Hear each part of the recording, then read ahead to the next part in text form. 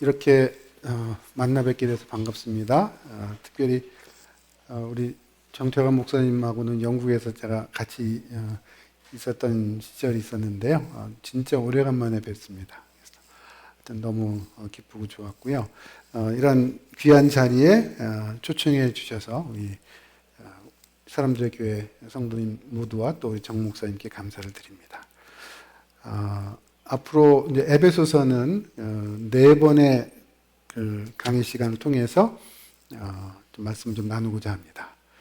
이 네 시간 동안에 에베소서를 이렇게 이렇게 같이 공부한다는 게 이렇게 쉬운 일은 아닙니다. 물론 성경을 쭉 읽으면 이해가 되지만 또 자세히 또 읽다 보면 좀 어려운 부분도 있거든요. 그러나 아무튼 이 네 시간 동안 잘 좀 여러분들과 같은 배를 탔으니 잘 진행하기를 바랍니다. 이제 교환을 제가 아마 드렸으니까 이걸 보시면서 좀 따라오시면 좋을 것 같습니다. 에베소서는 이제 바울 서신으로는 6장이고요. 어떻게 보면 뭐 너무 짧지도 않고 너무 길지도 않은 뭐 딱 적당한 장이긴 합니다. 그런데 이 6장짜리 서신인데 주석서를 보면 굉장히 많습니다.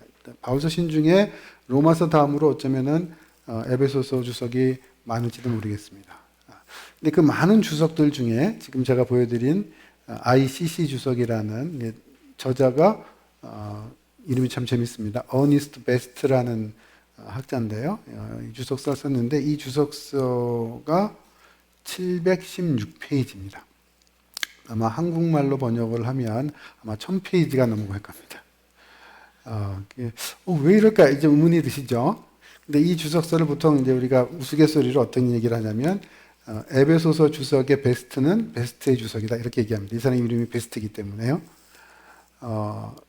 1000페이지 넘는 분량 우리말로 도대체 그러면 뭐 이렇게 얘기할 게 많을까? 근데 사실 이제 그렇게 얘기할 게 많은 겁니다. 우리가 이해를 하려면 이거는 뭐 우리가 이제 영어로 돼 있으니까 뭐 필요하신 분은 보시겠고요. 한국말로는 이제 WBC 주석이라고 링컨이라는 학자도 아주 훌륭한 학자인데 이분도 주석서 썼는데 이건 번역이 됐습니다.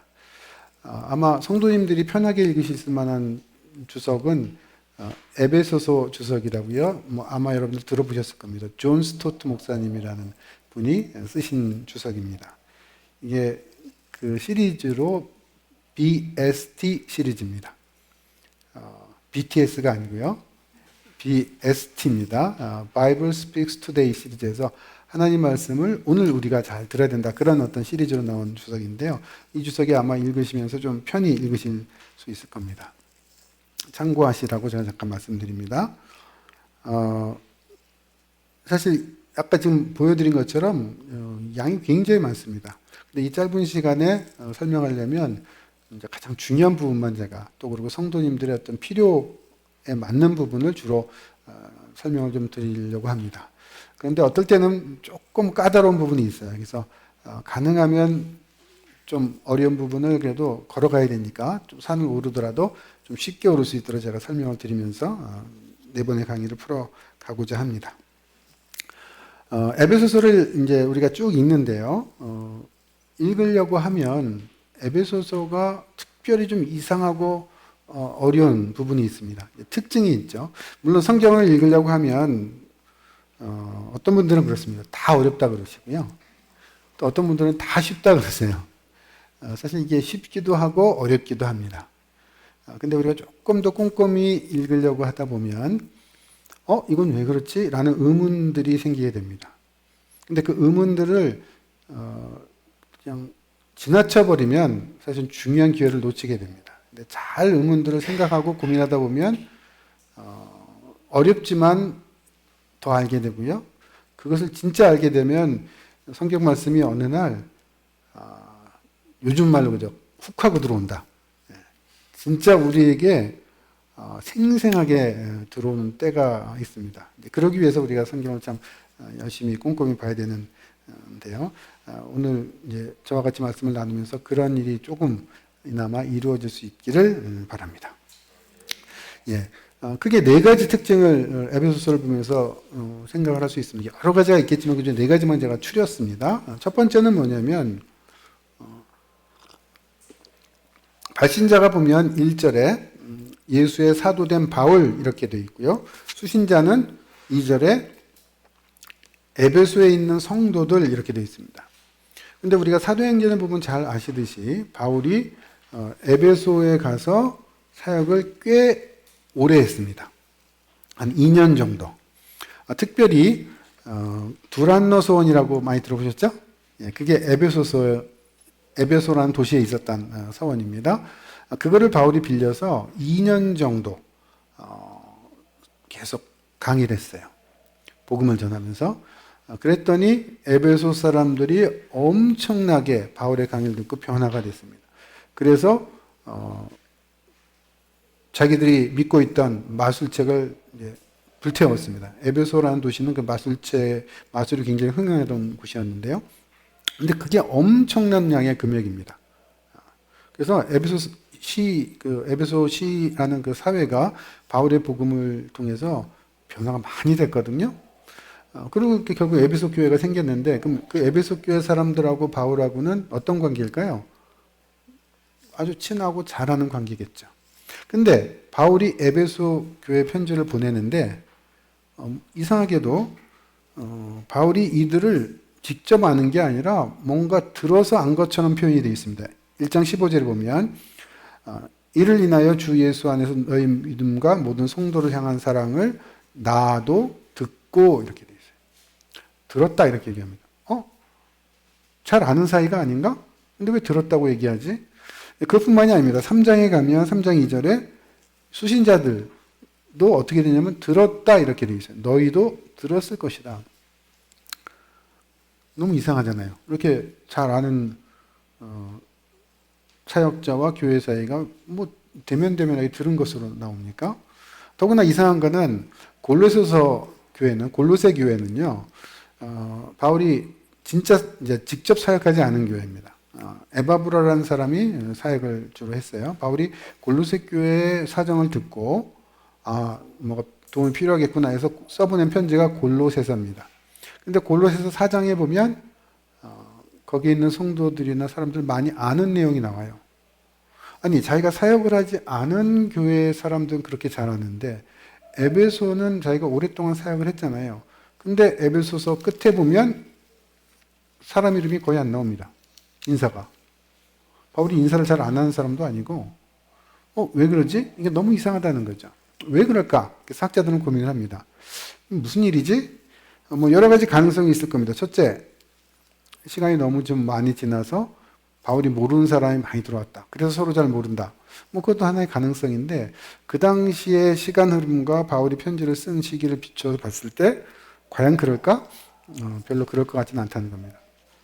그래서 학자들은 어떻게 생각하냐면 그게 두 가지 방향으로 생각을 하는데요. 하나는 이게 바울이 쓴 서신이 아니라 바울의 제자가 바울의 이름을 빌어서 썼다 이렇게 생각합니다. 특별히 시간이 꽤 지난 후에 바울의 사상이나 가르침을 교회가 잘 등한시하고 좀 멀리하고 뭐 이러니까 바울의 사상을 고치하고 바울의 가르침을 다시 회복하기 위해서 바울의 이름으로 편지를 썼다 이렇게 생각합니다. 이렇게 딱 우리가 얘기를 들으면 이게 무슨 얘기지? 이렇게 생각이 들 수 있을 거예요. 왜 남의 이름으로 편지를 쓰는 거 이건 윤리적으로 문제가 있지 않나 이렇게 생각할 수 있는데 그건 우리 시대 생각입니다. 그대로 가면 이렇게 생각해 보십시오. 제가 학생들을 가르쳤어요. 근데 그 학생이 제 걸 다 듣고 노트 정리를 해가지고 나가서 책을 썼는데 제 내용을 그대로 베껴 쓰면서 자기 이름을 썼습니다. 그게 더 윤리적으로 바른 건가요? 아니면 이거는 사실 내가 연구한 게 아니라 누구에서 배워서 누구를 통해서 제가 이렇게 쓴 겁니다. 그래서 원래 가르친 사람의 이름을 쓰는 게 더 윤리적으로 바른 걸까요? 쉽게 판단이 안 되시죠? 그러니까 그렇게 생각하면 사실 바울의 제자가 바울의 이름을 썼다 그래서 사실 큰 어려움이 생기진 않습니다. 그러나 진짜 생각해보죠. 진짜 바울이 쓴 건지 바울의 제자가 쓴 건지. 또 하나의 옵션은 뭐냐면요. 이게 바울이 한 에베소 교회만을 향해서 쓴 것이 아니라 소아시아 지역에 있는 에베소 말고 여러 교회에게 함께 보내는, 그래서 회람용으로 보내는 편지였다라는 겁니다. 그렇기 때문에 한 교회 에베소만 아는 게 아니라, 읽는 게 아니라 다른 사람이 다 읽잖아요. 그러니까 에베소 교회 사람들하고만 소통하면 안 되죠. 그래서 전체를 놓고 생각을 하니까 이런 표현이 나왔다. 너희도 들었고 나도 들었고 또 아는 사람도 어느 한쪽만 얘기할 수 없으니까. 그래서 바울의 제자가 썼다, 또는 회람용으로 썼다. 이 두 가지 가능성이 생깁니다. 그래서 어떤 사람들은 어떻게 생각하냐면 바울의 제자가 회람용 서신을 썼다. 이 두 가지를 묶어서 답을 내려고 하고요. 또 어떤 한 부류는 그게 아니라 바울이 직접 회람용 서신을 썼다. 이렇게 얘기합니다. 그러니까 두 가지가 다 가능성이 있어요. 바울 신학자들 사이에서는 이제 첫 번째 경우 바울의 제자가 회람용 서신을 썼다라고 생각하는 게 더 많습니다. 학자들 중에서는 바울이 직접 회람용 서신을 썼다라는 게 소수입니다. 물론 저는 그 소수에 해당되는 그룹이에요. 그래서 저는 어떻게 생각하냐면 바울이 회람용 서신을 썼기 때문에 이런 특징이 나왔다 이렇게 보는 겁니다. 이게 간단한, 그러니까 이게 이제 복잡하게 학자들은 설명을 하는데 제가 지금 아주 짧게, 여러분 지금 한 몇 분 들었는데 그 내용을 다 들으신 거예요. 두 번째, 에베소서를 읽으면요 굉장히 이렇게 내용이 압축되어 있어요. 요약되어 있는 느낌이 있습니다. 추상 명사도 굉장히 많고. 그래서 이거는 바울이 소논문을 쓴 게 아닌가, 또는 바울 사상을 굉장히 압축해서 쓴 게 아닌가라고 그렇게 생각합니다. 예컨대 2장 8절 9절을 보면 우리가 알고 있는 구절이죠. 암송도 하는 분도 계실 겁니다. 너희가 그 은혜를 인하여 믿음으로 말미암아 구원을 얻었나니 이것이 너희에게서 난 것이 아니요 하나님의 선물이라. 행위에서 난 것이 아니니 이는 누구든지 자랑치 못하게 함이니라. 어떻게 보면 바울의 생각을 굉장히 압축적으로 표현한 게 아닌가 이렇게 생각이 듭니다. 근데 이것도 누가 이렇게 바울의 생각을 압축했을까? 두 가지예요. 아까도 얘기했듯이 바울의 제자가 바울의 사상을 자꾸 벗어나려고 하는 교회들, 그 성도들을 설득하기 위해서 회람용 서신을 쓰면서 바울의 얘기를 다시 잘 전해야 되니까 바울 사상을 압축해서 전했다, 썼다, 이렇게 보는 방법이 하나 있고, 또 하나는 바울의 제자가 아니라 바울이 직접 자기 생각을 잘 정리해서 압축해가지고 회람용 서신을 썼다, 이렇게 보는 입장이 있습니다. 세 번째는요, 어휘나 문체가 다른 바울 서신과 굉장히 다릅니다. 이게 이제 우리는 잘 느껴지지가 않습니다. 그렇죠? 왜냐하면 우리는 창세기부터 계시록까지 말투가 처음부터까지 다 똑같잖아요. 그렇죠? 다 그랬느니라. 그래서 그래서 성경은 하나님 한 분이 쓰셨구나 라고까지 생각을 쉽게 하는 경우도 있는데, 사실은 안 그렇죠. 그건 번역하면서 우리가 문체가 그래서 그런 거고요. 구약은 히브리어로 쓰였고 신약은 헬라어로 쓰였습니다. 물론 구약은 히브리어, 아람어가 섞여 있는데요. 근데 그 원어로 보게 되면요, 이게 달라요. 말투가 다릅니다. 우리 각자도 그렇잖아요. 말투가 다르잖아요. 말하는 방식도 다르고. 그것처럼 직접 헬라어 성경을 읽으면 이게 같은 사람이 쓴 건가? 라고 할 만한 그런 느낌이 든다는 거예요. 그리고 또 쓸 때 상황에 따라서요 감정이 있기 때문에 달라요. 근데 갈라디아서를 읽으면 어떻게 읽어야 되는지 아십니까?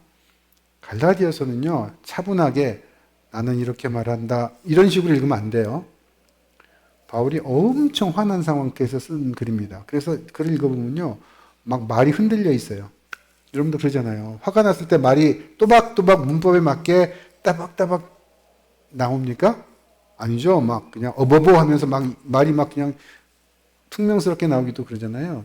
갈라디아서를 읽으면 바울이 진짜 화났구나 라는 걸 느낄 수 있어요. 이게 이제 근데 우리 번역으로는 잘 안 느껴지죠. 자세히 보면 그렇습니다.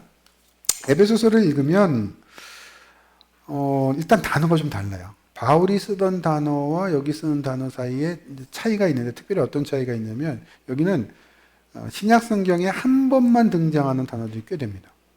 그것을 이제 전문 용어로 핫박스 레고마네라 그러는데요. 이런 게 굉장히 많아요. 에베소서에만 이런 게 한 40여 개 됩니다. 그러니까 이거 누구가 쓴 거지? 누구 단어지? 이런 느낌이 드는 거죠. 문체도 굉장히 다릅니다. 문장 자체가 길어요. 어떤 사람은 문장이 짧고요. 어떤 사람은 문장이 안 끝나는 사람 있죠. 근데 상대방이 말을 안 끊으면 나도 막 호흡이 이르잖아요. 이 말을 문장을 끝내줘야 생각이 끊기고 또 이어져 가는데요. 이게 다르거든요. 에베소서가 어떤지 아세요? 문장이 굉장히 깁니다. 우리 번역 성경은 알 수가 없어요. 예를 들어서 1장 3절부터 14절까지 좀 이따 볼 텐데 굉장히 길잖아요. 우리말로 된 걸 보면 문장이 여러 개입니다. 아주 많죠. 헬라어로는 몇 문장일까요? 한 문장이에요. 한 문장. 또 1장 15절부터 23절까지도 한 문장이에요. 헐, 이게 1장 3절부터 23절까지 딱 두 문장으로 돼 있어요. 그것만이 아니에요. 그 뒤에도 그래요. 2장 1절부터 7절도 그렇고 3장 1절부터 7절도 그렇고 이게 바울이 쓴 문장일까? 라고 의문이 들 만큼, 물론 바울은 다른 데서도 문장을 길게 쓸 때가 있습니다. 근데 이건 너무 길어요. 뭐 이런 것, 어휘와 스타일이 다르니까 이게 지금 바울이 쓴 건가 아닌가 계속 의문이 드는 게 저작권의 의문이 드는 겁니다. 그래서 학자들이 고민을 하는 거예요.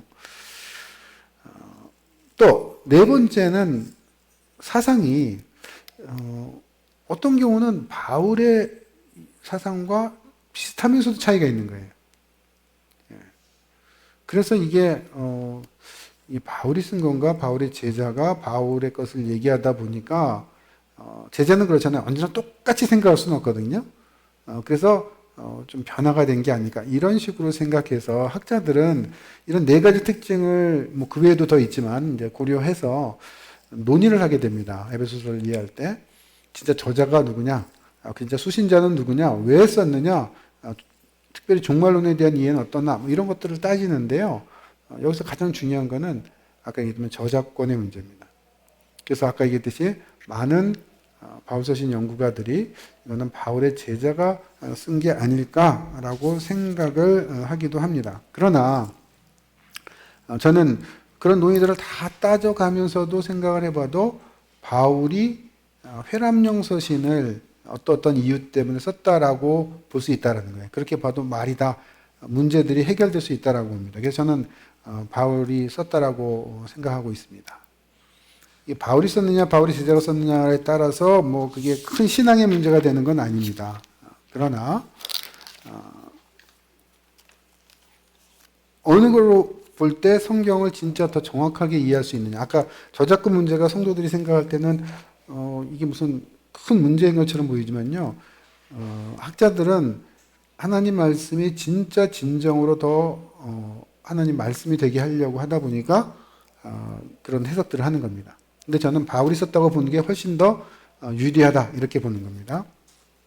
근데 사실 여기 숨은 배경이 있어요. 이걸 이해하려면 아까 에베소서가 요약 정리적인 성격을 지녔다. 이 부분을 좀 더 생각을 해봐야 됩니다. 한번 생각해 보십시다. 가정을 합니다. 바울의 제자가 바울의 사상을 교회에 잘 전수하기 위해서 요약 정리해서 썼다. 그렇게 가정을 했을 때 에베소서가 중요할까요? 안 중요할까요? 중요하죠. 왜냐하면 바울의 사상을 정리했기 때문에 바울의 사상이 뭔가를 알려면 에베소서를 읽으면 좋죠. 네? 우리가 그렇죠. 어느 사람의 사상을 이해하고 생각을 이해할 때 단편적으로 요거보다 전체를 뭉뚱그려 정리한 내용을 들으면 훨씬 좋잖아요. 근데 바울의 제자가 했다고 해도 그게 굉장히 좋은데 만일 바울이 했다면 어떨까요?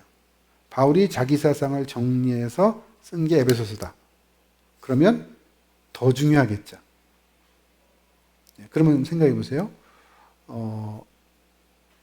에베소서를 우리가 쫙 읽는데 에베소서를 읽다 보면 어떤 얘기가 많던가요? 우리가 보통 바울 얘기하면 떠오르는 네 가지 단어가 있습니다. 네 음절의 단어. 바울하면 땡땡땡땡. 믿음과 관련된, 아시죠? 이신칭의. 바울의 사상의 핵심이 많은 사람들, 개신교 신학에서는 이신칭이라고 생각했어요. 예수를 믿음으로 말미암아 의롭다함을 받는다. 그래서 우리가 구원을 얻는다. 이게 바울 신학의 핵심이고 중심이다. 이렇게 생각을 합니다. 그래서 그렇게 주장하는 학자들도 지금 많아요. 굉장히 많습니다. 근데 그것만 있는 게 아니에요. 바울의 얘기를 듣다 보니까 거기에 뭐가 있냐면 그리스도 안에서라는, 뭐 많이들 들어보셨을 거예요. 엔 크리스토 이런 표현 들어보죠. 헬라어까지 아시잖아요. 그러면 그리스도 안에 연합하는 거예요. 그래서 그리스도와의 연합, 이것도 굉장히 중요합니다. 어떻게 보면 루터는 이신층의 신학을 발견해서 종교개혁을 일으키는데 앞장섰죠. 칼빈이 그 루터의 신학을 이어받아서 이신칭의를 전파하면서, 근데 칼빈이 보기에 뭔가 2% 부족해요. 그래서 칼빈이 노력해서 한 가지 더 강조했는 게 뭐냐면 연합입니다. 그리스도와의 연합. 그래서 어떤 학자들은, 칼빈을 연구한 학자들은 칼빈의 신학은 한마디로 하면 그리스도와의 연합이다, 이렇게 얘기하는 사람들도 있어요. 어쨌든지 간에 이 그리스도의 연합과 이신칭의는 개신교 역사 500년 동안 계속 갈등을 빚어왔습니다. 그래서 어떤 학자들은 이신칭의가 핵심이고 어떤 학자들은 연합이, 그리스도의 연합이 핵심이다, 이렇게 생각을 했어요. 근데 에베소를 읽어보니까 뭐가 많이 나오던가요? 1번, 2번 중에 칭의, 연합, 어느 게 많이 나와요? 압도적으로 연합이 많이 나옵니다. 우리가 오늘 이제 4시간 강의를 하면서 계속 볼 거예요.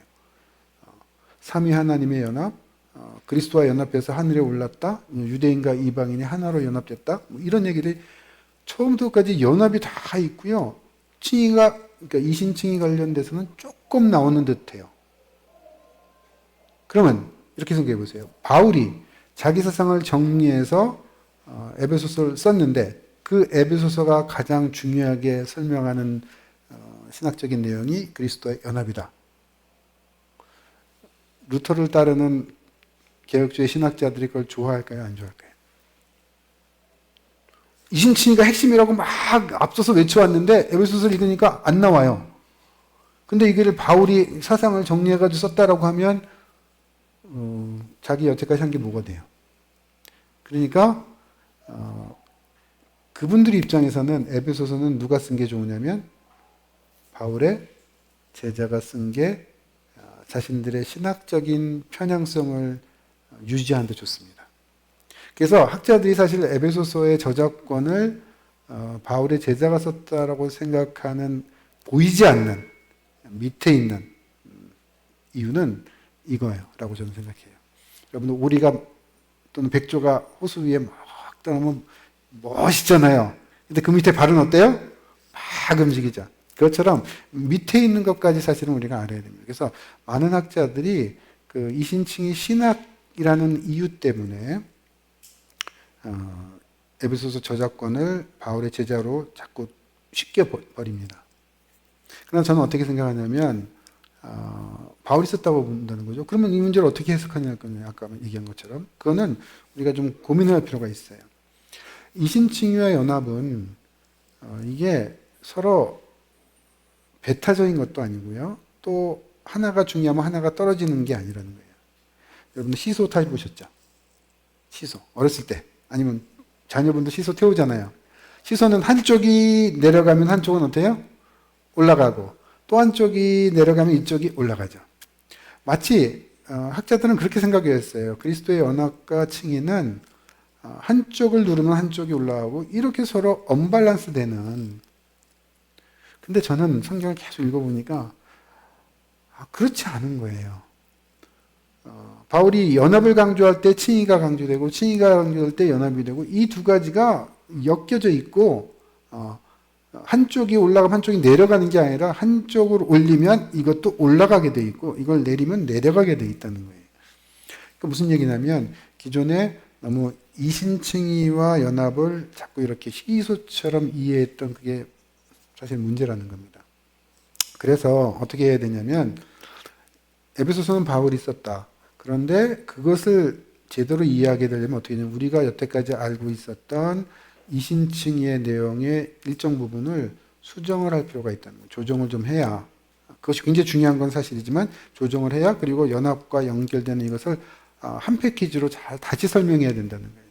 그래서 신학적인 설명의 한계를 조금 극복하게 되면 지금 제가 말씀드린 대로 오게 됩니다. 여기까지가 조금 어려우셨을 겁니다. 그러나 가능하면 제가 쉽게 설명드리려고 했습니다. 이후부터는 이제 그런 딱딱한 얘기보다 이제 본문을 가지고 좀 더 깊이 있게 얘기를 드릴게요. 그런데 이것을 제가 이제 이 이후의 설명을 드리기 전에 에베소서를 읽는 굉장히 중요한 뭘까요? 키가 있습니다. 중요한 방식. 사실 요번 이사경회를 통해서 이것만 제대로 이해가 되면 사실은 에베소서의 중요한 부분이 이해가 된다라고 볼 수가 있습니다. 그건 뭐냐면 에베소서는 한마디로 하나님의 뜻의 실현을 설명하려고 해요. 하나님의 뜻이 이루어졌다라는 거예요. 그런데 이건 하나님의 행하심이죠. 그것만이 아니고요. 인간의 모습, 하나님의 뜻이 실현된 것이 결국 어떻게 된 거냐? 인간의 모습이 어떤 건가를 보이려고 하는 거예요. 또는 인간의 반응을 보이는 겁니다. 그런데 중요한 거는, 이건 인간의 행함이겠죠. 그런데 중요한 건 뭐냐면 이 두 가지가 다른 내용이 아니라는 겁니다. 같은 내용이에요. 그러니까 관점이 다를 뿐이고요. 하나님의 뜻의 실현은 하나님 입장에서 하나님이 어떤 계획을 가지셨고 어떻게 이것을 실현하셨는가 이렇게 설명하는 거고요. 인간의 모습, 인간의 반응은 어떠해야 되느냐라는 것은 똑같은 내용을 인간의 입장에서 보면 인간의 모습은 이렇고 반응은 이렇다라는 겁니다. 여러분 그 영화 제가 이제 소개시켜드리기 위해서 영화를 좀 설명드리는 게 좋을 것 같아요. 저는 영화를 많이 잘 안 봅니다. 근데 생각나는 영화 중에 하나 이런 게 있어요. 공공의 적. 내용은 정확히 기억이 안 나는데 아마 보신 분 계시죠? 뭐 너무 오래돼가지고 기억이 안 나실 거예요. 근데 많은 드라마나 영화는 처음에 시작할 때랑 끝에 시작할 때 시간이 계속 흘러가는 형태로 되어 있어요. 근데 공공의 적은 어떻게 되어 있냐면 굉장히 독특한 기법인데요. 쭉 진행되다가 어느 순간 다시 원위치로 가요, 시간이. 근데 똑같은 사건을 이 사람의 입장에서 시각에서 쭉 보여주다가 영화 중간에 어느 시점부터 다시 처음으로 가는데 다른 사람의 각도에서 똑같은 사건이 어떻게 보이는가 이렇게 보여주는 기법을 활용합니다. 그와 유사한 또 다른 외국 영화가 있는데요. 벤티지 포인트라는 영화입니다.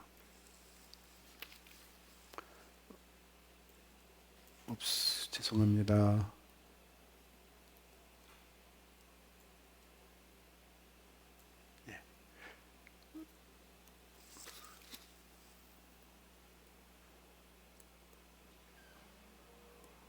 이 영어로는 이게 무슨 뜻이냐면 이제 관점, 시각 뭐 이런 뜻입니다. 견해, 시점. 대통령이 암살당하는 그런 영화예요. 그런데 광장에서 대통령 뭐 폭발하면서 이제 암살당하는 건데 그거를 영화 처음에 어느 사람의 시각에서 이거를 딱 보면서 사건이 일어나요. 영화 중간에 다른 사람의 시각에서 똑같이 시간을 거꾸로 가서 다른 관점에서 어떻게 보이냐 보여줘요. 또 이런 것이 반복되는 겁니다. 에베소서가 어떻게 쓰여졌냐면요. 하나님의 뜻의 실현을 하나님 입장에서 하나님 시각에서 주어가 그래서 하나님을 중심으로 해서 쭉 나옵니다. 그게 1장부터 3장까지 그렇게 나와요. 그리고 같은 얘기를 인간의 입장에서 그러면 어떤 것인가 라는 것을 쭉 나와요. 그게 4장부터 6장까지 대부분 그렇게 나옵니다. 그러니까 1장부터 3장까지와 4장부터 6장까지는 그런 어떤 관계다. 그래서 하나님의 뜻의 실현과 인간의 모습을 이걸 반복해서 보여주는데요. 어떻게 되어 있냐면 서신이기 때문에 머릿말, 본론, 맺은말 이런 형태로 되어 있고요. 근데 본론이 두 가지예요. 지금 얘기한 하나님의 관점에서 1장 3절부터 3장 21절까지 쭉 나옵니다. 근데 이것도 두 번 나와요. 먼저 1장 3절부터 23절까지 하나님의 뜻이련과 바울의 기도가 나오는데 그것을 2장 3장에서 다시 반복합니다. 그리고 4장부터 6장에서는 다시 한번 이제 인간의 각도에서 설명을 합니다. 그러면서 이론적으로 한번 나오고 그 다음에 구체적으로 한번 나와요. 그래서 이렇게 돼 있어요. 어떻게 보면 한 번 얘기하고요, 두 번 얘기하고, 세 번 얘기하고, 네 번 얘기하는 형태예요. 그러니까 이렇게 가는 걸 나선형이라고 그러죠. 그러면서 이게 어떻게 돼요?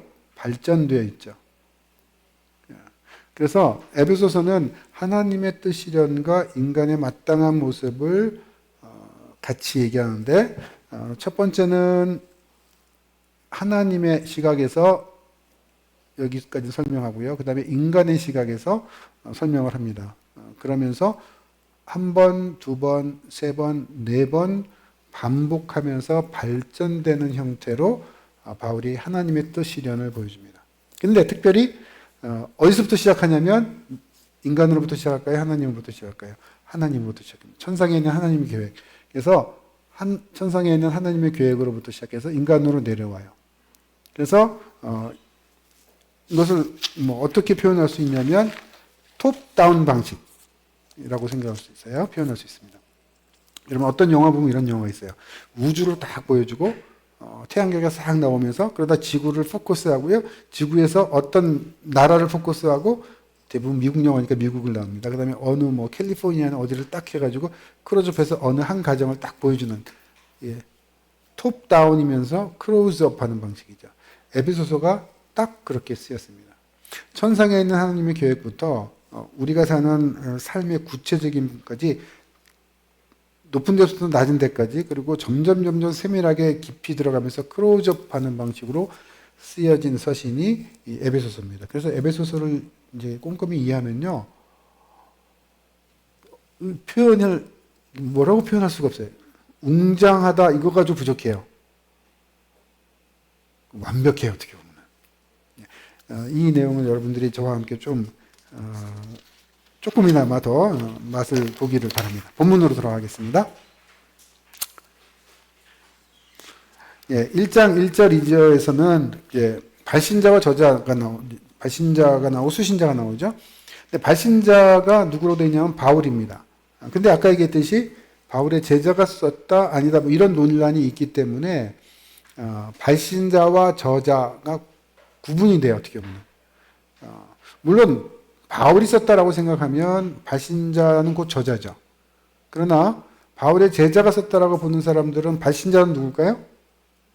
여기는 사도 바울이라고 나오니까 발신자는 바울로 나오지만 진짜 저자는 바울의 제자겠죠. 그래서 그걸 영어로 이제 영서나 이런 데 보면 IARA 이렇게 표현해요. IA는 implied author 그래가지고 의도된 저자라는 거예요. 그러니까 진짜 저자, real author는 바울의 제자라면 의도된 저자는 바울이다. 또는 진짜 바울이 다 썼다고 하면 사실 똑같은 거죠. 아무튼 그런 것을 좀 이해하시면 좋을 것 같습니다. 발신자로 바울이 등장하는데요. 머릿말이 1절, 2절 이렇게 나와요. 고대 서신에 바울 시대에 편지를 쓸 때는 사람들이 어떻게 편지를 씁니까? 우리는 편지를 어떻게 쓰죠? 제일 첫머리에 누가 나오죠? 발신자가 나오나요? 아니죠. 우리는 수신자가 누구누구에게 이렇게 나오고 발신자는 맨 밑에 나오죠. 근데 고대 편지는 안 그랬어요. 발신자, 수신자, 인사 이렇게 바울 시대에 그렇게 썼습니다. 근데 그것도 길게 안 나와요. 발신자, 수신자, 인사. 근데 바울의 편지를 읽으면요. 이 머릿말이 굉장히 길어요. 여기 지금 에베소서는 그래도 짧은 편인데요. 로마서 같은 데 가면요. 7절까지 나와요. 무슨 누가 누구에게 편지 씁니다. 안녕하세요. 이렇게 하면 되는 거를 뭐 이렇게 길게 써요? 그래서 바울 서신의 머릿말은 굉장한 특징이 있다는 걸 알 수 있습니다. 바울 서신의 머릿말에 중요한 단어가 등장을 합니다. 하나님의 뜻이라는 표현이에요. 여러분들 앞으로 이제 바울 서신 읽을 때마다 잘 생각해 보세요. 머릿말은 힌트가 또 있어요. 본론에서 바울이 얘기하고자 하는 중요한 내용을 머릿말에 복선으로 깔아놓는다든지 암시를 줍니다. 하나 예를 들어볼까요? 디모데후서 같은 데 보면요, 바울이 이런 표현을 써요. 생명의 약속대로 그리스도 예수의 사도된 바울. 바울서신 13개 중에 그렇게 쓴 편지 이거 하나예요. 왜 생명의 약속대로라고 썼을까요? 뭔가 지금 바울에게 중요한 이슈가 있어요. 뭐예요? 디모데후서는 바울이 죽기 전에 유언장 같은 편지입니다. 마지막 죽기 전에 그러나 그는 끝까지 하나님께서 자기를 온전하게 구원, 참 생명을 주실 것을 소망하면서 순교의 자리를 내다보고 바로 그 앞에 있는 거예요. 그러니까 그에게는 지금 생명의 약속이 중요해요. 그냥 넘어갔는지 모르지만 그렇게 보십시오. 그러면 굉장히 재밌습니다. 서신이. 또 하나 빌립보서에 보면요. 그리스도 예수의 종 바울과 디모데는 이렇게 나옵니다. 그리스도 예수의 종 바울과 디모데. 이게 어법으로 볼 때 좋은 글인가요? 아니요, 안 좋은 글이에요. 만약 이렇게 쓰였다면 그리스도 예수의 종 바울 그러면 과라고 했기 때문에 디모데를 얘기할 때 디모데 앞에 뭔가 수식어가 있어야 돼요. 그리스도 예수의 종 바울과 뭐 형제, 뭐 뛰어난 형제 디모데 이렇게 하면은 뭔가 격이 맞잖아요. 짝이 맞잖아요. 근데 여긴 그게 없어요. 그리스도 예수의 종과 디모데. 그러면 이거 좀 이상한데? 의문을 가져야 되죠. 바울이 그렇게 문법적으로 구문적으로 안 좋은 글을 썼다라고 보기보다는 뭔가 이유가 있을 거거든요. 그래서 제가 찾아봤죠. 뭘 찾아봤을까요? 헬라어 성경을 찾아봅니다. 그랬더니 아니나 다를까. 헬라어 성경 어떻게 되어 있냐면요. 그리스도 예수의 종들 바울과 디모데. 그러니까 그리스도의 예수의 종은 바울만이 아니라 디모데에게까지 얘기를 한 거예요. 그런데 바울 서신을 쭉 보면서요. 그리스도 예수의 종이라고 바울이 얘기했던 사람은 자신이지 다른 사람에게 쓴 적이 없어요. 그러니까 머릿말에. 근데 유일하게 빌립보서만 그리스도 예수의 종들하고 자기가 갖고 있는 스테이터스랑 디모데를 같이 쓴 거예요. 왜 그랬을까요? 이유가 있죠. 힌트입니다. 암시예요. 빌립보서 2장에 가면 사실 디모데를 그리스도 예수의 종이라고 써야 되는 상황을 설명해요. 디모데의 리더십을 세워줘야 되거든요. 왜냐하면 짧게 얘기하면 이런 겁니다. 디모데는 빌립보 교회에 있을 때 처음에 갈 때 디모데는 형제였어요. 그냥 바울을 돕는 수종자였는데 이제 디모데가 빌립보에 가서 어떤 일을 해야 되냐면요. 거기에 있는 리더십들을 도와주면서 문제를 해결해야 되는 그런 역할을 맡아요. 쉽게 말하면 교회 청년이었던 형제가 나중에 담임 목사로 와야 되는 거예요. 그러면 뭐가 필요하겠어요? 이 사람이 리더십이 있다는 것을 인정해 줘야 될 거 아니에요. 바울이 그걸 인정해 주는 게 그리스도 예수의 종, 자기와 똑같은 역할을 디모데가 갖고 있다. 이걸 표현해 준 겁니다. 그러니까 성경을 꼼꼼히 보셔야 돼요. 이게 지금 바울이 머릿말에 갖고 있는 굉장히 중요한 특징인데요. 에베소서에는 어떤 게 중요하냐면 하나님의 뜻이라는 표현입니다. 물론 다른 데도 이것저것 나오지만 여기는 굉장히 중요한 게 이 뜻이라는 단어가 에베소서 안에 6번이나 등장해요. 아까 제가 얘기했죠? 에베소서가 어떻게 쓰여졌다고요? 천상의 하나님의 계획에서부터 시작해가지고 그것이 무엇이며 어떻게 실현되는가 하나님의 뜻의 실현 이렇게 말씀드렸잖아요.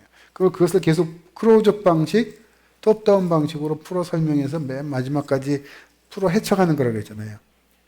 그럼 그 하나님의 뜻의 실현을 지금 처음부터까지 설명하려고 하는데 누가 그 일을 가장 잘할 수 있을까요?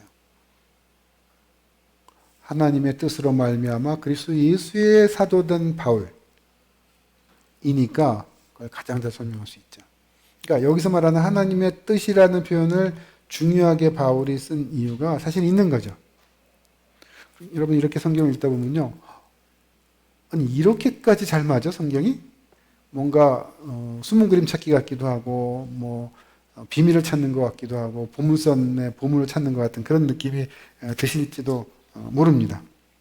아무튼 근데 여기서 말하는 하나님의 뜻은 어떤 거냐면요. 하나님의 어떤 주권적인 뜻이라기보다는 그러니까 원래 하나님의 뜻은 굉장히 다양한 뜻이 있습니다. 그래서 사람에 따라서 여러 가지 종류로 해석을 하는데 가장 쉬운 방식은 두 가지로 해석하는 거예요. 하나님의 주권적인 뜻, 모든 것이 하나님의 뜻대로 이루어지는 거고요. 또 하나는 하나님의 선하신 의도라는 겁니다. 하나님의 이제 사실 이 두 가지를 좀 이해하는데도 시간이 좀 걸리는데, 아무튼 에베소서에서 말하는 거는 그 하나님의 선하신 의도를 얘기하는 거다. 이 정도까지 말씀드리고 넘어가겠습니다. 수신자는 누군가 보십시다. 아까 얘기했듯이 에베소에 있는 성도들 이렇게 되어 있는데요. 문제는 뭐냐면 우리에게는 성경 원본이 없어요. 그래서 어떤 분들은 묻습니다. 진짜 성경 원본이 없어요? 네, 원본이 없어요. 그럼 왜 하나님의 원본을 안 남겨주셨을까? 원본은 없고 사본만 있습니다. 사본은 굉장히 많아요. 그러니까 100개 쓴 거죠. 아마 원본이 있었으면요, 전쟁했을 거예요. 그 원본서로 가지려고. 하나님이 이미 아시고 조치하셨는지 모릅니다. 근데 사본들이 굉장히 유사해요. 그러니까 서로 다른 게 없어요. 그러니까 일반 다른 문서라면 이형들이 굉장히 많이 생겨갖고 충돌 많이 할 텐데, 의외로 신구약 성경은 소위 말하는 그 일치율이 굉장히 높습니다. 그러나 그럼에도 불구하고 차이가 있는 부분들이 있어요. 그래서 사본들 사이에 조금씩 차이가 있습니다. 여기도 어떤 사본에는 에베소에 있는 이라는 내용이 있고 어떤 사본에는 없어요. 그래서 고민하는 거예요. 근데 아까 얘기했듯이 어떻게 해결하면 된다? 이거는 바울이 회람용 서신을 써서 보냈기 때문에 들어갈 수도 있고 빠질 수도 있는 거죠. 어느 교회에 이걸 보낼 때는 이게 빠지고, 그런 정도로 이해하면 좋겠습니다. 1장 3절부터 14절을 보십시다.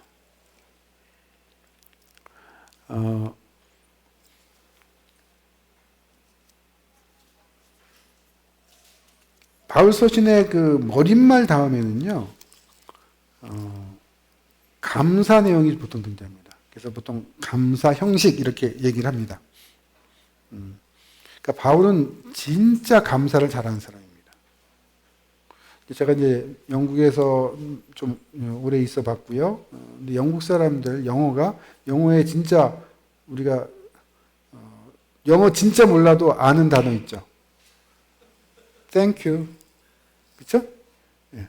그 단어가 왜 그렇게 영국 사람들의 영어에 중요할까? 바울과 관련이 있지 않을까 싶어요. 바울은 서신 머릿말 하고 나서요, 감사 얘기합니다. 물론 기독교 신앙 자체가 그런 거죠. 항상 범사에 감사하라 그러잖아요. 그래서 바울은 서신 머릿말이 끝나자마자 감사를 합니다. 근데 바울 서신 13개 중에 감사 형식 자리에 빠져 있는 서신들이 몇 개 있어요. 뭐가 떠오르시죠? 제일 먼저 제가 아까 힌트를 드렸습니다. 갈라디아서. 갈라디아서는요, 머릿말 다음에 감사가 나와야 되는데요, 완전히 180도로 돌변해요. 감사의 자리에 뭐가 나와요? 읽어보시면 저주가 나옵니다. 그러니까 이거는 놀라운 거예요. 아니, 바울은 웬만하면 감사하거든요. 어떻게 감사하냐면요, 고린도전서는 어떻게 되어 있냐면, 고린도전서를 보시면 알잖아요. 고린도 교회가 문제가 많은 교회예요? 문제가 없는 교회예요? 문제가 많아도 너무 많은 교회예요. 그래서 고린도전서에 다 문제 덩어리를 해결하려고 보낸 편지잖아요. 감사할 게 없거든요. 근데 고린도전서 보면 감사가 없나요? 있어요. 근데 바울이 보통은 어떻게 감사하냐면요, 너희가 이제 복음을 듣고 우리가 3대 덕목이라는 게 있죠. 믿음과 사랑과 소망. 그걸 늘 감사합니다. 너희가 복음을 들었고 믿음과 사랑의 모습이 있어서 감사하다. 이렇게 보통 하는데요. 고린도전서의 경우는 그걸 쓸 수가 없어요. 이 사람들의 믿음과 사랑을 쓸 수가 없어요. 그래서 바울이 뭘 감사하냐면요, 하나님께서 너희들에게 참 은사를 많이 주셔서 감사하다. 그러니까 감사할 게 없어도 감사의 꼬투리를 찾아가지고 가는 감사예요. 근데 고린도 후서를 가면요, 그것마저도 없어요. 왜요? 속을 너무너무 더 썩였거든요. 그래서 바울이 뭐라 그러냐면, 감사도 못하겠고 찬송합시다 하나님. 그래요.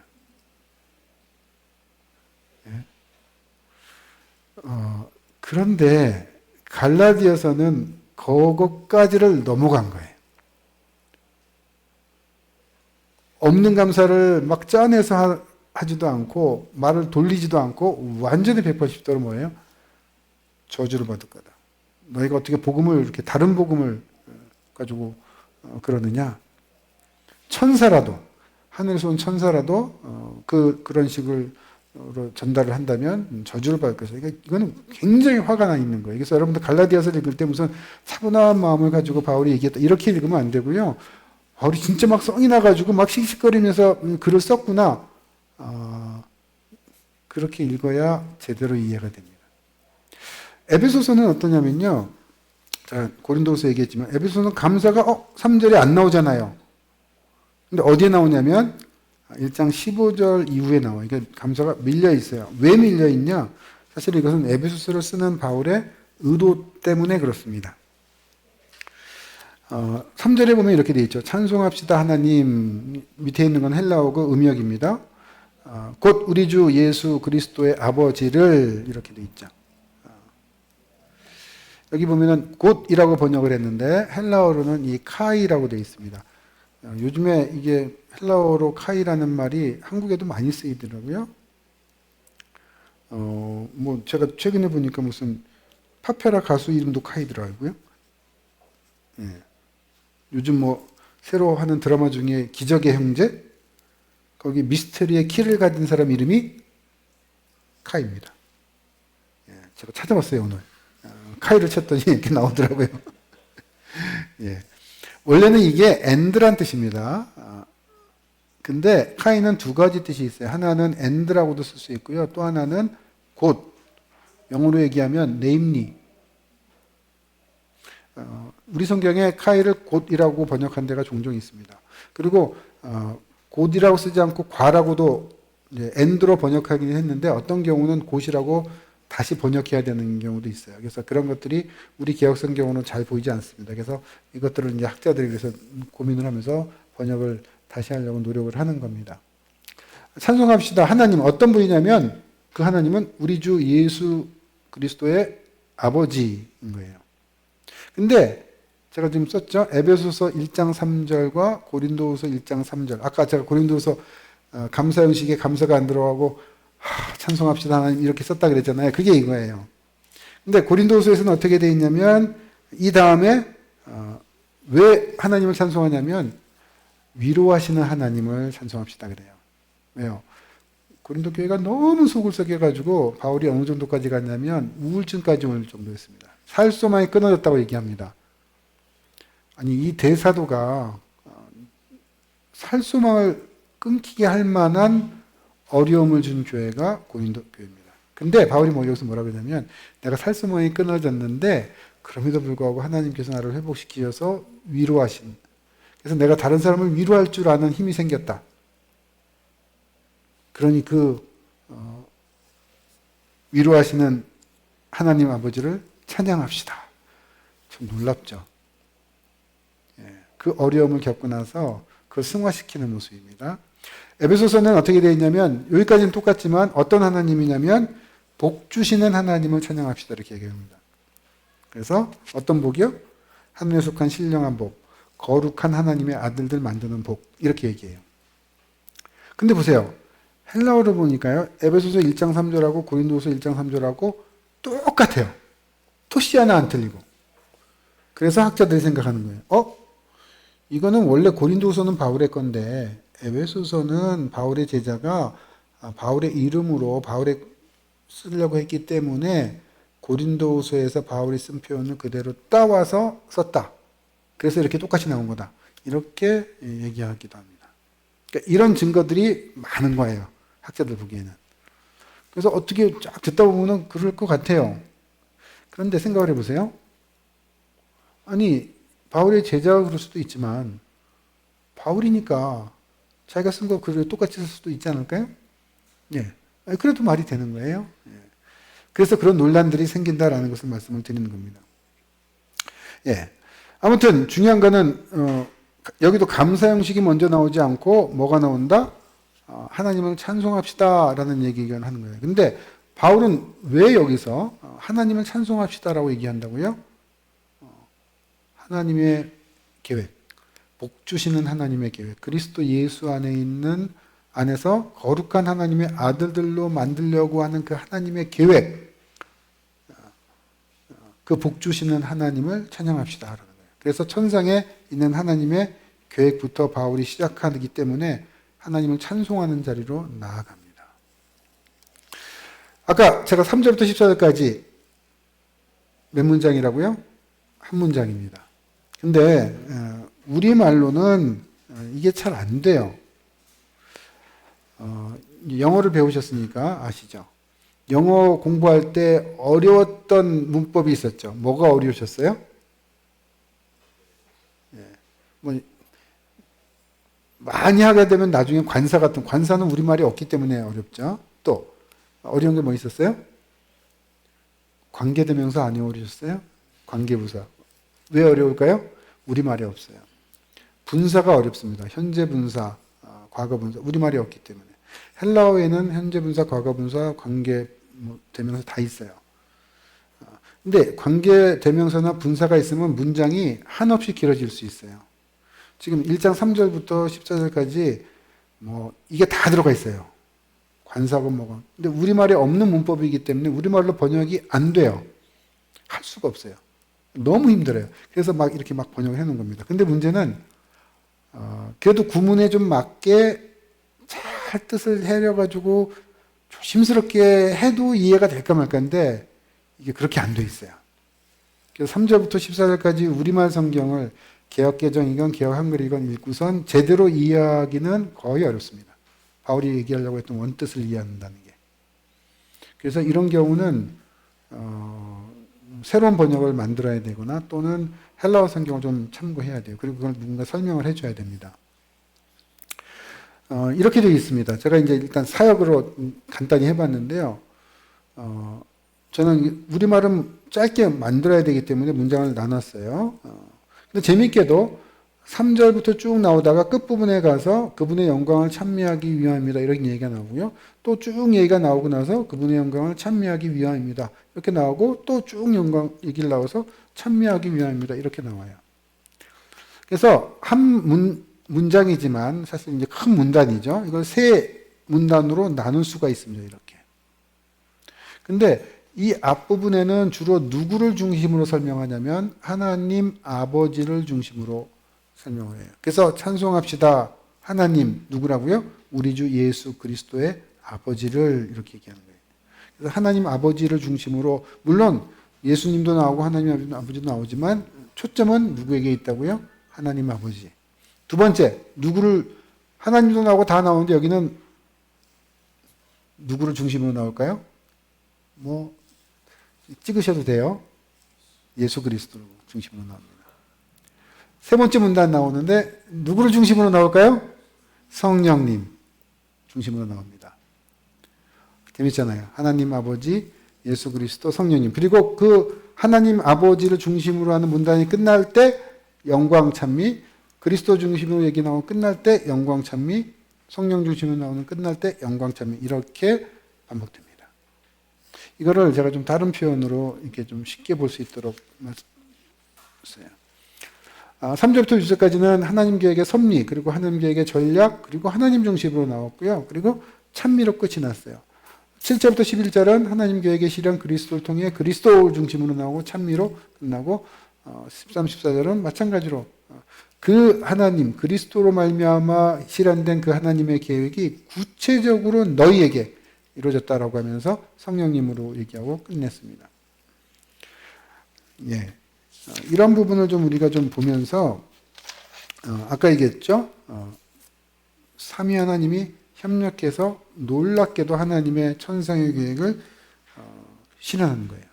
바울이 눈을 들어서 천상에 있는 하나님의 계획이 어떤 것인가부터 시작해가지고 쭉 어디까지 와요? 너희까지. 너희가 어디예요?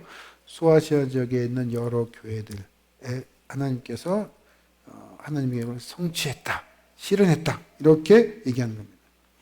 좀 더 자세히 보면 어떻게 되어 있냐면요. 첫 번째 문단에서는 이제 하나님을 찬양합시다 이런 이제 표현으로 나오지만 거기에는 이제 동사의 주어가 뭘로 나오냐면 하나님 중심으로 나와요. 그 다음에 두 번째 문단에서는 종속절인데요. 이거는 우리가 중심으로 나오고요. 종sor의 주어가. 그 다음에 세 번째 문단에서는 너희 이렇게 나옵니다. 그래서 하나님으로부터 시작해가지고 너희에게 포커스를 맞추고 있는 그런 겁니다. 그래서 근데 재미있게도 아까 얘기했듯이 뭐라고요? 문답 끝마다 찬미가 나오잖아요. 근데 이 찬미 내용이 굉장히 중요해요.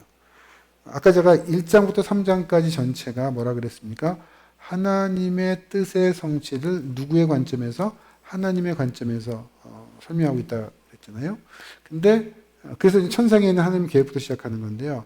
3장 끝이 또 뭐로 끝나냐면 하나님의 영광 찬미로 끝나요. 나중에 다시 3장할 때 설명드리겠습니다. 그래서 1장부터 3장까지가 1장 3절부터 3장까지가 하나의 큰 묶임이라는 것을 바울이 보여줍니다. 이걸 이제 학자들은 인클루지오 이렇게 표현해요. 앞뒤가 이렇게 똑같이 있는. 우리 어렸을 때 뭐 문법 배울 때 국어에서 뭐 양괄식, 쌍괄식 뭐 이런 건데 비슷한 건데 조금 달라요. 아무튼 그런 겁니다. 그래서 이 전체 내용을 좀 정리하자면 이런 겁니다. 3절부터 14절까지는 하나님께서 그리스도를 통해 거룩한 새 인류를 만드실 계획이 성령으로 말미암아 지금 너희에게 이루어지고 있다라는 게 지금 바울이 얘기하는 거예요. 여기서 우리가 주목해야 될 몇 가지만 말씀드리고 넘어가겠습니다. 첫째, 하나님께서 예정하셨다라는 표현이 나오는데요. 이 예정하셨다라는 거는요, 운명이 아닙니다. 내가 오늘 뭐 나가다가 뭐 발에 딱 뭐 걸려고 넘어지면서 차량 부딪히기로 정해졌다, 예정됐다 이런 거 아니에요. 바울은 어떻게 얘기하냐면 예정과 관련돼서는 뭘 예정이라고 하냐면 그리스도 안에서 우리를 하나님의 아들로 만드시려는 것, 그것을 예정이라고 얘기합니다. 그래서 예정론을 운명론과 같은 범주로 보시면 안 됩니다. 또 그 하나님의 복 주시는 계획이 뭐냐면 4절 5절에 잘 나오죠. 그리스도 안에서 우리를 택하셔서 거룩하고 흠이 없는, 그래서 자기의 아들들 되게, 요약하면 이런 거예요. 그리스도로 말미암아 거룩한 하나님의 아들들 만드는 것이 하나님의 원래 계획이다. 그게 예정인 거예요. 다시요. 우리가 뭐가 되는 게? 하나님의 아들들 되는 게. 근데 어떤 아들들? 거룩한 아들들. 딸들은 아닌가요? 이렇게 묻지 마세요. 당연히 포함되죠. 여기서 말하는 아들이라는 표현은 이제 제휴법적으로 표현하는 거예요. 형제들아, 그러면 자매를 빼라는 소리예요? 아니죠. 부분을 가지고 전체를 표현하는 게 제휴법이라고 그러거든요. 그렇게 쓴 겁니다. 그래서 서운해하지 마십시오. 거룩한 하나님의 백성을 만들려는 것이 원래 하나님의 계획입니다. 어떻게 만들어요? 그리스도로 말미암아. 근데 그것이 지금 소아시아 지역에 너희에게 이루어지고 있다라고 얘기하는 거예요. 그래서 성령으로 말미암아 인치셨다 이렇게 얘기합니다. 이 얘기는 잘 현실에 봤을 때 이게 무슨 뜻이냐면요. 뭐 하나 예를 들어 보겠습니다. 제 아들이 있는데 또 딸도 있습니다. 아들 딸이 밖에 나가가지고 나쁜 일만 하고 다닌다고 생각해 보세요. 동네 사람들이 보면서 뭐라고 할까요? 아이고 쯧쯧쯧 뭐 어떻게 아들 딸들을 저렇게 키웠나? 욕은 누가 먹어요? 뭐 걔네들도 먹겠지만 부모 제가 먹겠죠. 당연하죠. 근데 이 아들 딸이 너무 진짜 잘하는 거예요.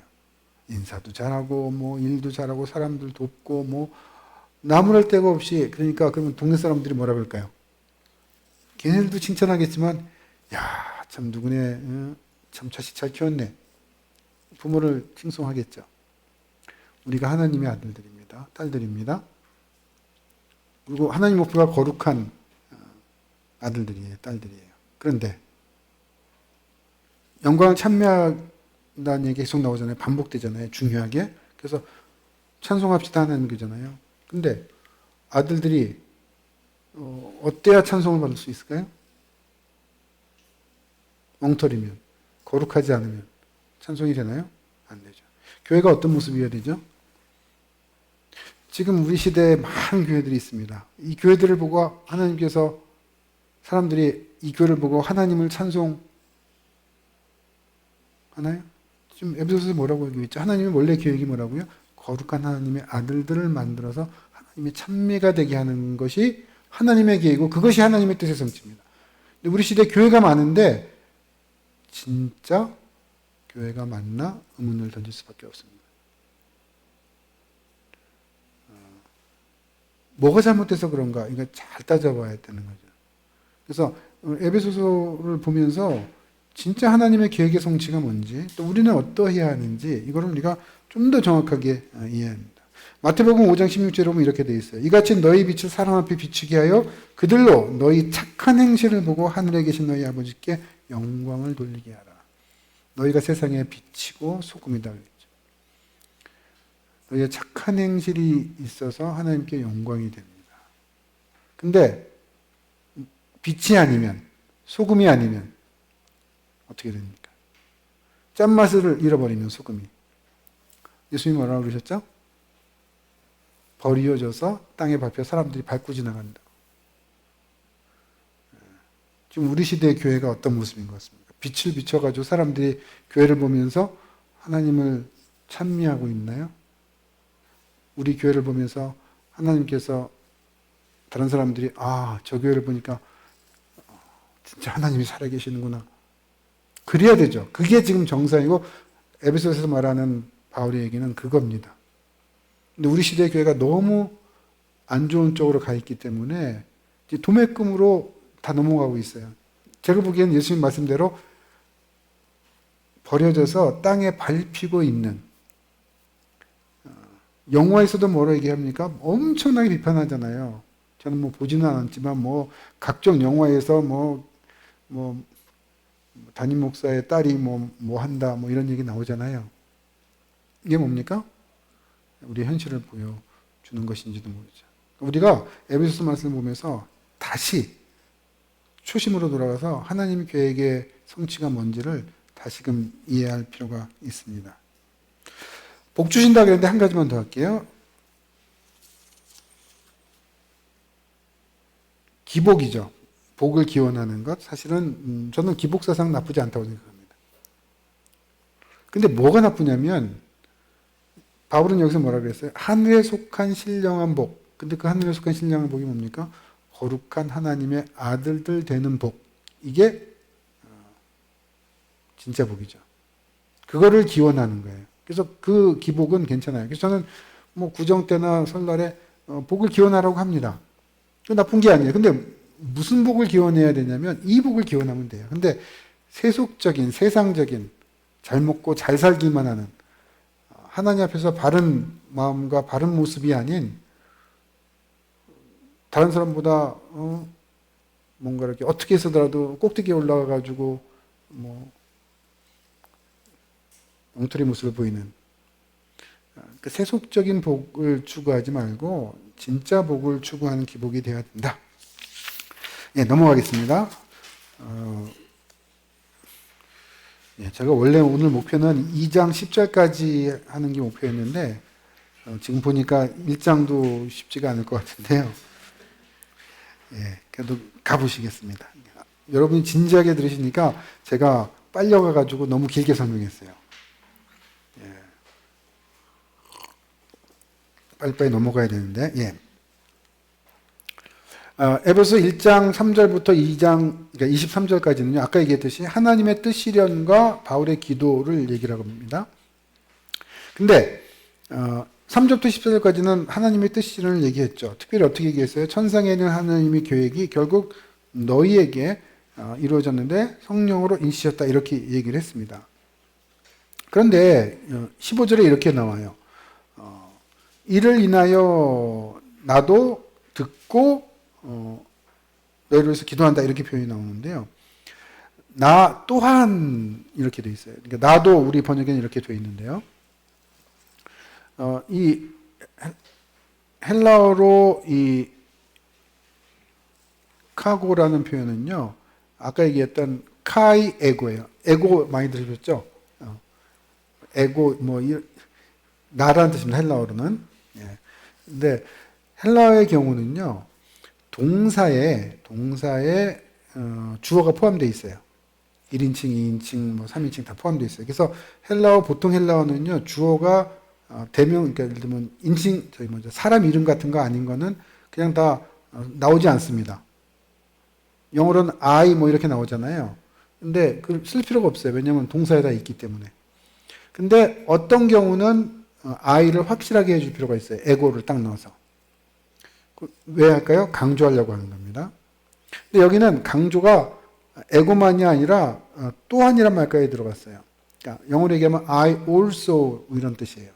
그러니까 나 또한. 근데 이것도 이제 논란이 되는 겁니다. 바울이 왜 자기를 그렇게 부각시켰을까? 나 또한. 바울이 진짜 저자라면 자신을 그렇게 부각시키려고 나 또한 이렇게 표현을 했을까? 아니라는 거예요.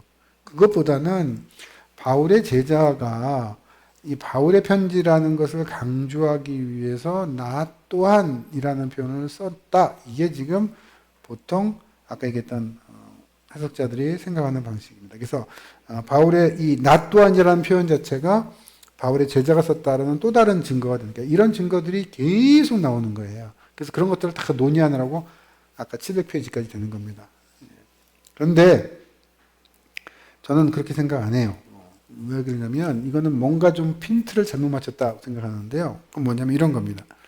우리 번역에 나도 듣고 이렇게 나왔기 때문에 나도 들었다 이렇게 표현으로 이해가 되죠. 근데 이거는 헬라어를 또 봐야 돼요. 이거 어쩔 수가 없어요. 번역이 이렇게 돼 있어서. 물론 헬라어상에도 나도라는 다음에 듣는다라는 동사가 나오긴 하는데요. 이 듣는다라는 동사는 본동사가 아니고요. 분사예요, 분사. 그러니까 들으면서라는 거예요.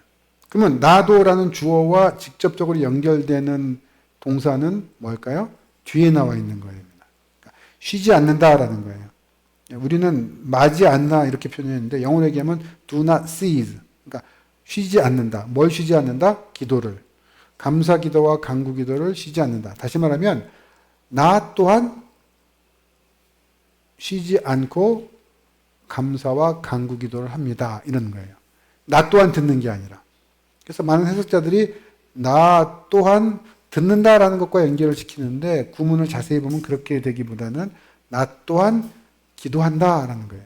근데 왜 나 또한 기도한다라는 표현을 할까요? 그건 뭐냐면 이로 말미암아라는 것과 연결되어 있어요. 이로 말미암아라는 건 뭐냐면 앞에 3절부터 14절까지 하나님의 뜻의 성취를 얘기했잖아요. 그것을 이어받는 거예요. 그래서 그렇기 때문에라는 거예요. 하나님께서 열심히 천상의 그 계획을 너희에게 이렇게 잘 실현시키셨다. 이로 말미암아 그렇기 때문에 나 또한 기도를 쉬지 않는다라는 거예요. 그러면 나 또한은 누구를 염두에 둔 표현이에요? 하나님, 삼위 하나님의 행하심을 염두에 둔 표현이에요. 하나님께서 이렇게 행하시니 나도 이렇게 행한다라는 거예요. 그게 지금 바울의 얘기입니다. 그래서 근데 바울이 하는 게 뭐예요? 기도하는 거죠. 기도. 근데 그 기도할 때 간구하면서 누구 보고 해달라고 기도해요? 사람에게? 옆에 있는 친구에게? 아니죠. 하나님에게 기도하는 거예요. 그러니까 하나님에게 기도하는 내용이 뭐냐면 한마디로 하면 이런 거예요. 하나님 그거 계속해 주세요. 우리말로 하자면 뭡니까? 아멘인 거예요. 아멘이 뭐예요? 그렇게 되겠습니다라는 거잖아요. 하나님께 아멘이란 말이 압축적으로 이게 사실 이 얘기는 아멘이에요. 하나님이 천상의 계획을 복 주실 계획을 거룩한 아들들 만드는 계획을 너희에게 실현시켰다. 그러니까 바울이 아멘. 나도 그렇게 되기를 원합니다. 하나님 그렇게 해주십시오.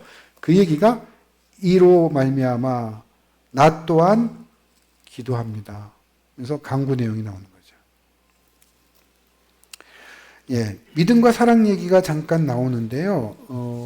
요거를 얘기하면 시간이 너무 갈 것 같아서 오늘 잠깐 뺄게요. 죄송합니다. 예, 더 중요하게, 뭐 그것도 중요한데 그거 너무 들어가면 설명할 게 너무 많아요.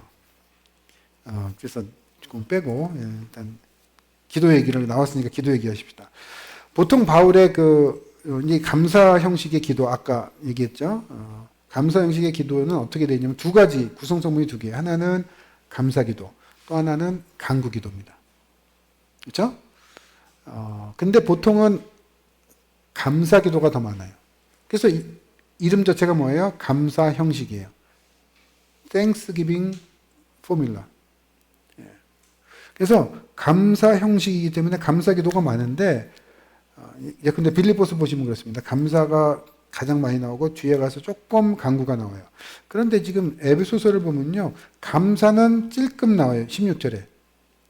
15, 16절에. 15는 뭐 전체적인 배경에 대한 얘기고요. 감사한다 얘기 나오고, 그 이후부터 길게는 23절까지, 짧게는 19절까지 나오는 기도는 뭐예요? 간구 기도입니다. 왜 이렇게 달라졌을까라는 거예요. 보통은 감사를 많이 하는데 여기는 왜 간구를 더 많이 하게 될까? 그것은 아까 제가 말씀드린 거예요. 에베소서의 그 성격 때문에 그렇습니다. 하나님의 행하심 그리고 그에 따른 인간의 바른 모습을 바울이 해달라고 간구하는 겁니다. 그래서 감사 내용보다 간구 기도가 두드러집니다. 그러면 바울은 뭘 간구하는 걸까요?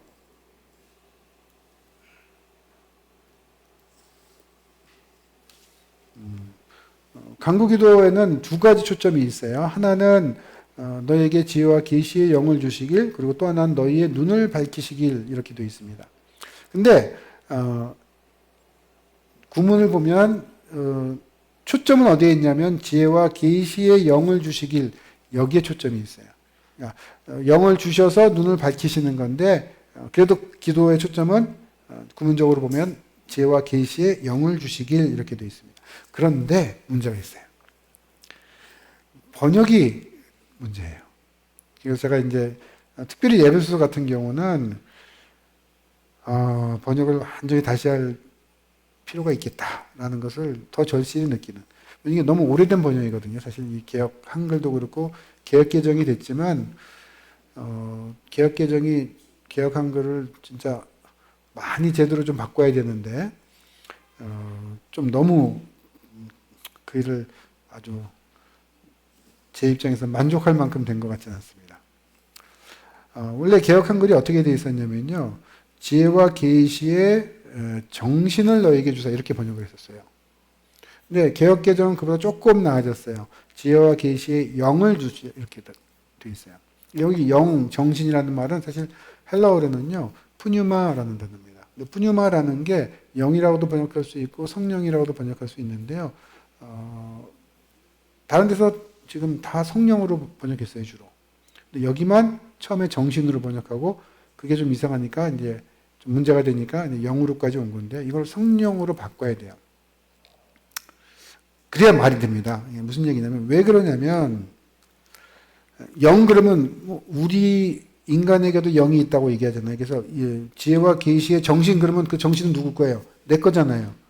그러니까 이런 뜻이 되는 거예요. 지혜와 계시의 정신을 주면 내 생각이 좀 정신이 좀 맑아지도록 지혜가 있는 정신을 주십시오. 이런 것이 되는데요. 성령이라고 하면 달라지죠. 영이라는 말은 약간 그 사이에 양다리 거치는 듯한 애매모호하니까. 근데 이 경우는 저는 성령이라고 번역을 해야 저는 맞다고 생각합니다. 이유는 크게 두 가지입니다. 첫째, 지혜와 계시의 영은 성령일 수밖에 없어요. 계시의 영이 인간의 영이 계시합니까? 아니에요. 계시의 영은 성령이에요. 뭐 계시를 받은 영 그럼 또 몰라요. 그러나 여기에 말뜻은, 그리고 지혜의 영, 고린도전서를 읽어보십시오. 바울이 뭐라 그럽니까? 성령이 그야말로 지혜가 있는 지혜의 영이라고 얘기를 합니다. 그러니까 지혜와 계시의 영은 이건 성령이기 때문에 성령이라고 번역을 해야 되고요.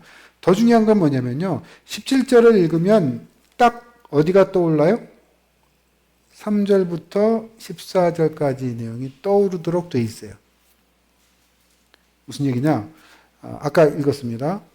3절을 찬송합시다 하나님 그러면서 하나님 아버지를 초점을 맞추면서 설명했죠. 그래서 뭐라고 했어요? 우리 주 예수 그리스도의 아버지, 이렇게 표현했죠. 그리고 14절 같이 이제 맨 마지막 단락을 끝내면서 뭐라고 얘기했습니까? 성령으로 인치신다라고 얘기했죠. 13, 14절에서. 그러니까 다시 말하면 하나님 아버지로부터 시작해가지고 성령으로 인치시는 얘기가 나왔어요. 그래서 그 하나님 아버지를 예수 그리스도의 아버지 이렇게 했죠. 근데 보세요. 17절에 우리 주 예수 그리스도의 하나님 영광의 아버지. 이 단어로 쭉 읽으면 어디가 떠올라요? 바로 1장 3절부터 시작한 내용이 떠오르죠. 그리고 끝에 그 다음에 이어서 지혜와 계시의 성령.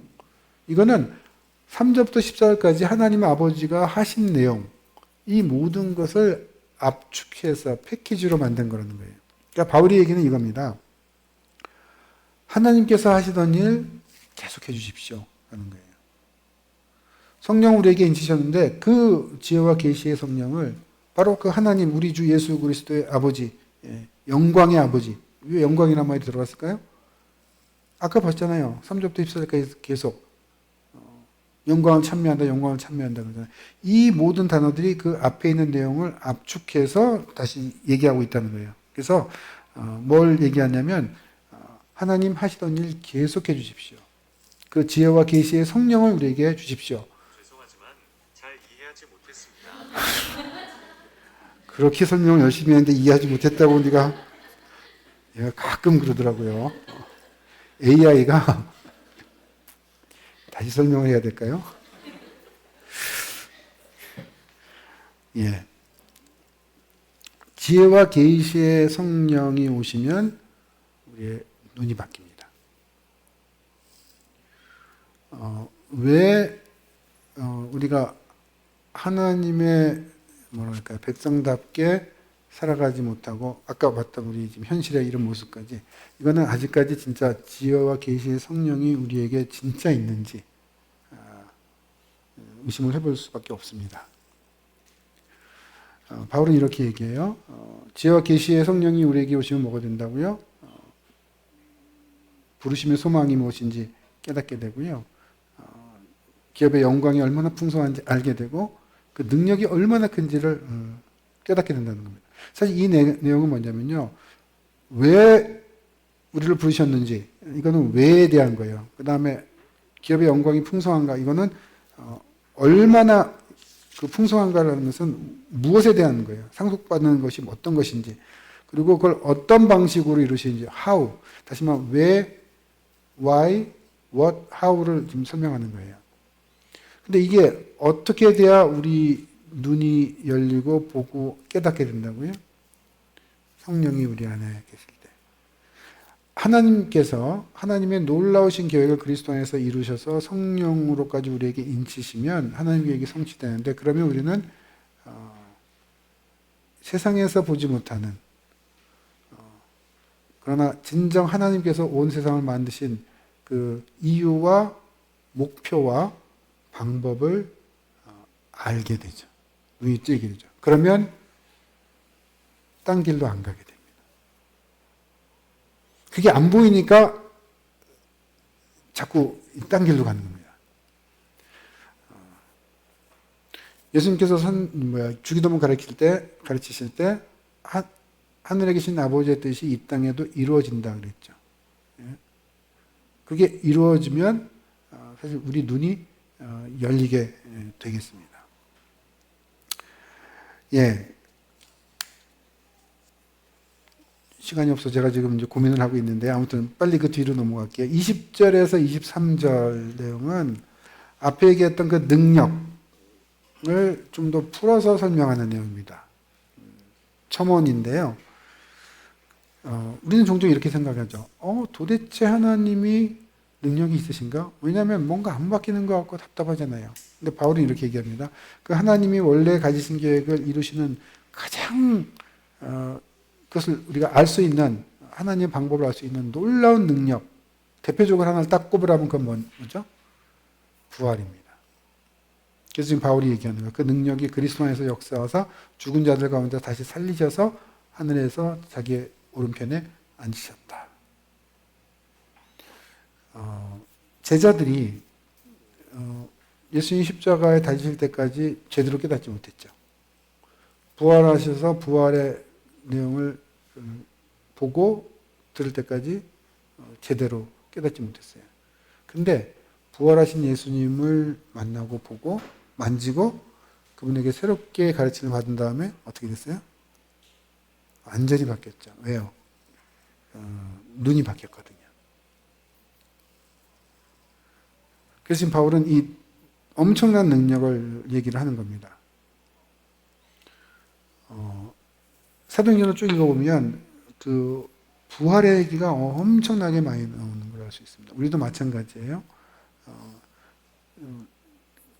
부활의, 근데 사실 이제 기독교가 자꾸 이제 너무 십자가 중요한 거 맞아요.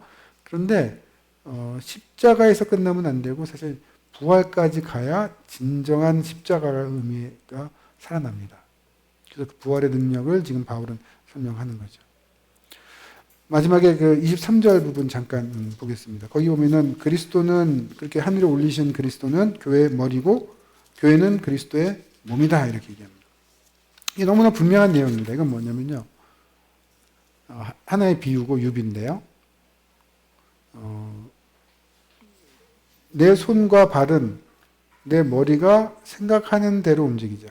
제가 이거 들으라고 하면 이렇게 들죠. 머리가 생각한 대로. 놓으라고 하면 놓죠. 이렇게 말하려고 하는데 말하는 거죠. 근데 내가 머리가 하라고 하는데 이게 말을 안 들어요. 그러면 이게 누구 몸일까요? 뭐 문제가 됐든지 아니면 다른 사람의 몸일 겁니다. 내가 일로 가자고 하는데 일로 안 가고 딴 데로 가요. 그거는 내 발이 아니거나 뭐 문제가 있는 거예요. 교회는 그리스도의 몸이죠. 그럼 그리스도가 판단하시는 대로 가야죠. 그리스도가 원하는 대로 가지 않는 교회는 교회일까요? 그리스도가 생각하시는 대로 행동하지 않는 교회는 그건 교회일까요? 이 비유는 우리는 너무 잘 알고 있습니다. 교회는 그의 몸이고 그는 교회의 머리다. 이 말 뜻은 너무 간단하고 쉬운 말이잖아요. 우리 교회가 어디로 가고 있는지, 주님이 바라시는 방향으로 가지 않는 교회는 진짜 교회인지. 예수님께서 이렇게 말씀하셨어요. 산상수훈에 보면 두 무너지는 것과 무너지지 않는 집 얘기하셨죠. 근데 그때 사람들이 뭐라 그런다고요? 주여 주여. 우리가 주의 이름으로 뭐 이것도 하고 저것도 하고 다 했어요. 근데 예수님이 뭐라 그러십니까? 내가 너희를 도무지 알지 못한다. 그럼 우리는 뭘 보고 온 거예요? 그럼 예수님은 뭘 기대하시는 걸까요? 예수님의 말씀을 듣고 따라가는 자들이 진짜 그의 백성이고 그의 교회인 거죠. 에베소서는 1장에서 하나님의 특성치를 보여주는데요. 하나님은 뭘 만드시기 원하셨냐면 그리스도 안에서 거룩한 하나님의 자녀를, 하나님의 백성을 만드시기 원하셨고 그것이 우리 속에 이루어진다라고 얘기합니다. 그래서 바울은 그걸 계속 해달라고 기도하고 있어요. 그리고 그것이 얼마나 놀라운 거고 얼마나 하나님께서 놀라운 능력을 가지고 실행하는가를 보여주고 있어요. 그래서 교회는 그의 몸이 되어버렸어요. 이 모습으로 우리가 나아가야 된다는 겁니다. 4장 이후에 가면 이게 더 자세히 설명이 되는데요. 오늘은 여기까지 하겠습니다.